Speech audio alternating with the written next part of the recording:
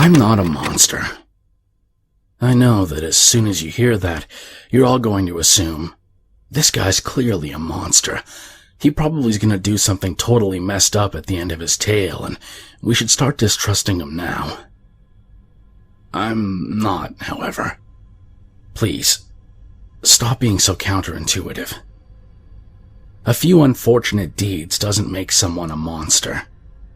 Their lack of rationalization and remorse makes them fiendish.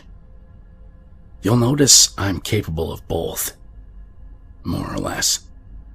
I mean, if my story were sane enough, I could have submitted it to the news instead of this. I'm not trying to belittle you guys or anything. It's just you are a little more willing to suspend your belief, which is necessary for my tale. I'm sorry for that rambling introduction, but I feel like I have to justify myself. I'm not a bad person. I'm only a person struggling to survive. I have a job that pays minimum wage as a gravedigger. I'm sure you don't care to hear about my glamorous life digging graves for the dead, so I won't describe it other than to say it's hard and unforgiving work. The part that'll interest you all is probably my side job. It's hard to make ends meet on a gravedigger's salary, which is why I had to resort to moonlighting as a grave robber. Before you go and assume the worst, it wasn't my idea. I had been working on the job for a few months, breaking my back and callousing my hands before a coworker decided to help me make ends meet. Let's call my friend GR after Guy Rolfe. To give you the trouble of Googling it, Guy Rolfe was the actor who played Baron Sardonicus in the Frank Castle film Mr. Sardonicus. I was typically paired with him digging the graves, and we became friends after a few weeks. We talked about everything. We discussed anything to distract us from the work at hand. We talked about our lives, families, and aspirations. Our friendship grew stronger as each day passed. It was only after I confessed that I was having trouble making ends meet that GR let me in on an opportunity. That moonlighting opportunity was the nefarious act known as grave robbing. GR told me that people buried their loved ones in their finest jewelry and attire. I confessed that it seemed a waste to leave these things in the ground to molder, and he suggested liberating these things from their tombs. He mentioned that it wasn't like anyone would miss them. I agreed. It seemed like a waste to confine such valuable things under 6 feet of earth, but I was concerned about getting caught. GR told me that he'd done it a few times and no one had seen him yet. He mentioned that at night, the streets were empty and we were surrounded by office buildings, so there was little chance of catching an observer's eye. He followed up by inviting me on my first and last grave robbing expedition. We had just buried Judith O.D. that Friday. GR confided in me that most family had looked like they had lived out of town and would probably be gone the following day. She had no children and was the perfect target.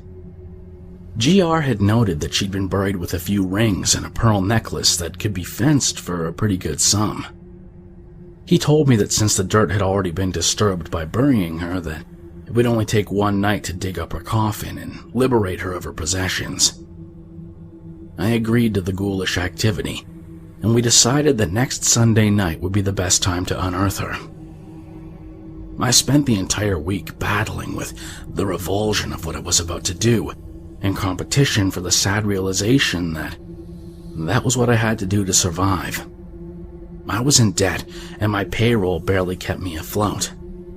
For those that are more visual, I was in a sinking ship, and GR was presenting me with a means to extricate myself from the ruins and find my way to shore. I went to the cemetery at 1 o'clock Sunday night, and we proceeded to dig up the remains of Judith O.D. To say I was nervous would be an understatement. I would bring up a few shovel loads and then would look over my shoulder. I felt like I was being watched. GR had to keep telling me to calm down and get back to work. The earth had been recently dug up in the process of burying her, so The soil was loose. This wasn't to say that it was easy work. Most coffins are buried 6 feet deep, and moving all that soil was not a fun task. We labored for an hour and a half before our shovels found the wooden lid of the coffin. GR tapped on my shoulder with a dirt-caked hand and warned me. He said that the first time someone sees a dead body, they typically get sick. It's the state of decomposition. Cracking open a coffin and exposing rotting flesh to the air was a jarring experience. Hundreds of thousands of years of evolution have taught the human body to experience revulsion to the sight and smell of decomposed flesh. GR gave me that warning so I could prepare myself. I think that some part of him wanted to ease my entry into this seedy underworld. Maybe he saw me as some form of kindred spirit, or maybe he just didn't want to work alone. He waited for me to nod my assent, and then he grabbed the lip of the coffin and opened up the grave of Judith O.D. to the world. Suffice it to say, the coffin of Judith was not like the others that he'd excavated. I had steeled myself against the sickly sweet smell of death, but in reality, I smelt nothing. I expected to see her moldering corpse, but what greeted my eyes was her. It would have looked like she was sleeping had her face not been frozen in an expression of pure horror. GR gasped and exclaimed, "Sweet Jesus!" The inside of the coffin was riddled with claw marks. She had tried to scratch her way out. GR reasoned, they must have buried her alive. She probably woke up after the funeral. Tried to claw her way out. Must have run out of oxygen and died. Sucks to be her. He knelt by the coffin and took the necklace from around her neck. He pulled it off of her and snapped the clasp. I asked, "Don't they embalm people nowadays? Wouldn't that kill anyone? Being buried alive is a thing of the past." GR countered, "Well, those scratches didn't make themselves on the inside of the coffin.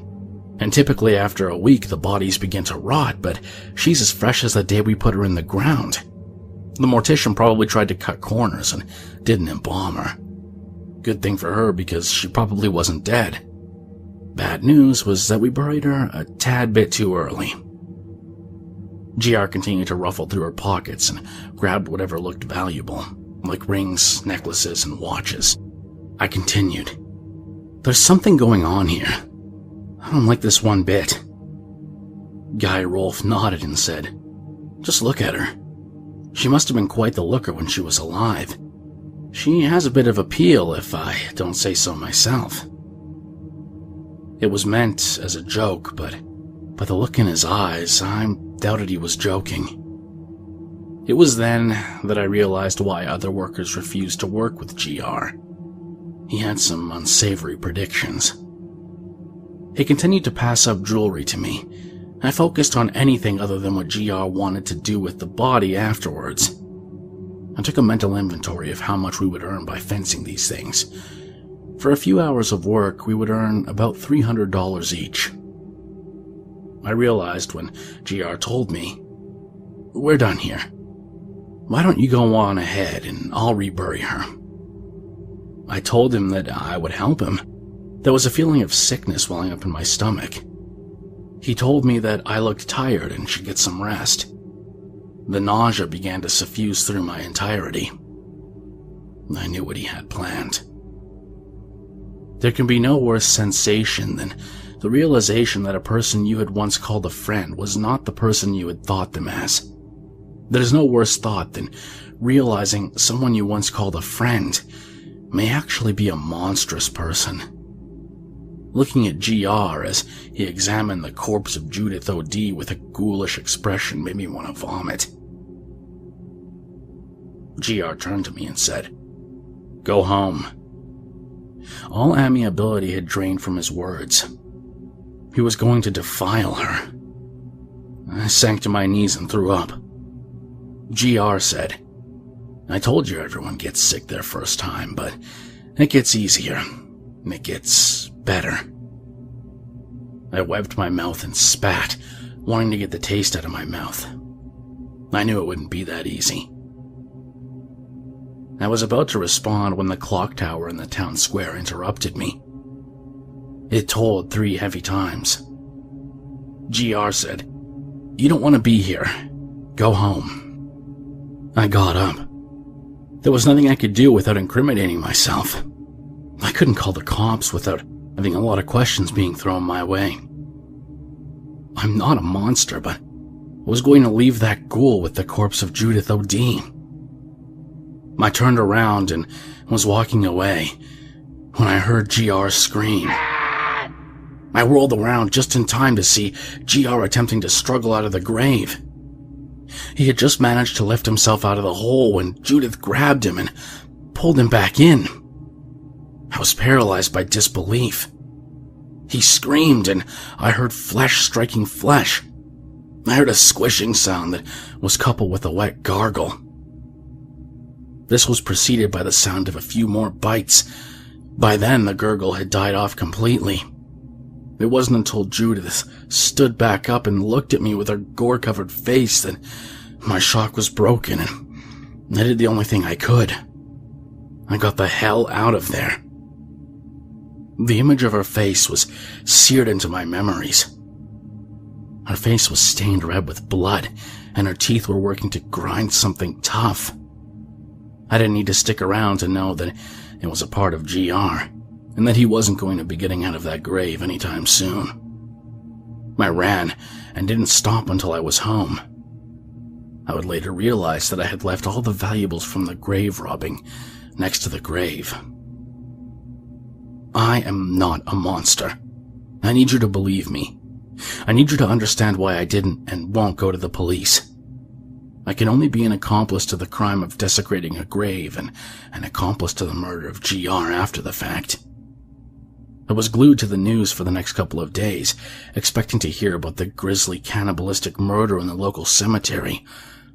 But that news never came. What I heard perturbed me even more. The local news aired a story about the string of crimes in which graves had been excavated and bodies were removed from their coffins. I can only hope that it's the work of depraved gravediggers and that thing, Judith O.D., isn't digging up the bodies, or even worse, that the bodies are digging themselves out.